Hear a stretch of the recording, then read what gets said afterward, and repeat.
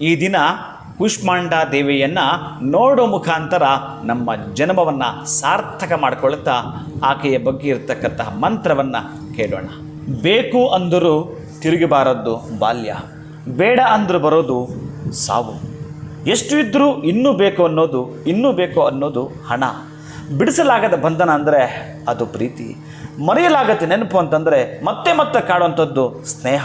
ಅಂತಹ ಸ್ನೇಹ, ಪ್ರೀತಿ, ಬಾಂಧವ್ಯವನ್ನು ಎಷ್ಟು ಕೂಷ್ಮಾಂಡ ಒಡೆದಾಗೆ ಹೊಡೆದಿದ್ರೂ ಕೂಡ ಮತ್ತೆ ನಮ್ಮನ್ನು ಪ್ರೀತಿಯ ಬಾಂಧವಕ್ಕೆ ಸೆಳೆತ ಮಾಡ್ತಕ್ಕಂತಹ ದೇವಿ ಅಂತಂದರೆ ಕೂಷ್ಮಾಂಡ ದೇವಿ.